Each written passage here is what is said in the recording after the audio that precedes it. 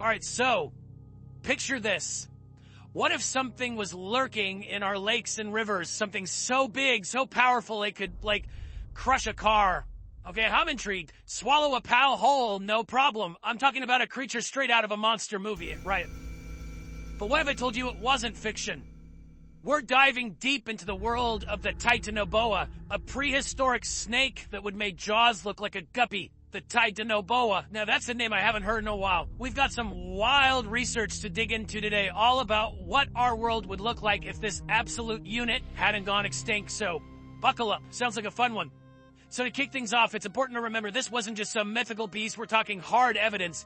Fossils, the real deal, right? Hard to ignore a fossilized spine the size of a park bench. And these fossils paint a pretty vivid picture, don't they? They do. Let's set the stage here. Imagine South America, but dial back the clock about 50 million years. It's a jungle out there, a world dominated by these incredible, massive rainforests. Oh, absolutely. Back then, you wouldn't recognize the place. Think dense jungles, rivers like inland seas, the perfect playground for a creature like the Titanoboa. So we're talking about a time when massive reptiles ruled the earth, the dinosaurs are gone, but evolution's busy filling in those gaps. And along comes the Titanoboa, a snake so big it'd make a modern anaconda look like a garden hose. Just how big are we talking here? Well, based on what we've pieced together from the fossils, these things could reach a mind-blowing 20 meters long. That's longer than a school bus. That's just insane. I'm easily weighing over a ton. I mean, it's no wonder they were the undisputed kings, the apex predators of their environment. Nothing else even came close, did it? Not even close. This was the creature that sat firmly at the top of the food chain. Anything that moved in those prehistoric waters was fair game, yeah. And when I say anything, I mean anything. Yeah, and that brings us to one of the most fascinating and, let's be honest, terrifying aspects of the Titanoboa. Its feeding habits. Oh yeah, I remember reading about this. Their ability to just crush bones and swallow prey whole still makes me shiver.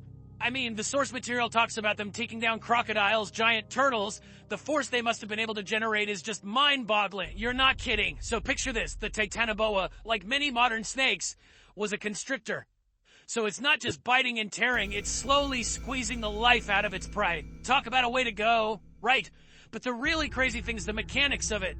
So the snake, it coils its massive body around its prey, and with every exhale, every little breath that poor animal tries to take, the Titanoboa tightens its grip. Imagine the pressure. Just crushing its prey from the inside out, and then gulp down there. It's ricely. The Titanoboa's jaws were incredibly flexible. They could actually dislocate their jaw bones to accommodate prey much larger than their heads. That's the stuff of nightmares. No arguments there. But you know, what really gets me about all this is the thought experiment the text throws out there. What if this incredible creature had survived? Now there's a question. The million-dollar question, right? What if the Titanoboa hadn't gone extinct? Imagine a world where we still had to contend with this kind of primal power. It would turn our world upside down. Imagine the impact on ecosystems. For starters, we're talking about a creature that would have competed with and likely displaced some of the largest predators we know today. Crocodiles, large sharks, even orcas. They would have had a run for their money. It would completely rewrite the rules of the game, wouldn't it? Without a doubt. The balance of power in our oceans and waterways would be drastically different. And let's not forget the impact on us. Humans have this idea that we're at the top. But a creature like the Titanoboa, it'd make you think twice about going for a swim. You would fundamentally change our relationship with nature.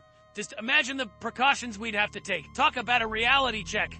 And if sheer size and crushing power weren't enough, the Titanoboa had a few more tricks up its scaly sleeve, didn't it? Oh, it wasn't just about brute strength. This snake was smart. The text mentions intelligence and camouflage. I mean, we're talking about a creature that was as stealthy as it was strong. Exactly. Those skills were vital to the Titanoboa's success. It was a master of disguise, blending seamlessly into its surroundings.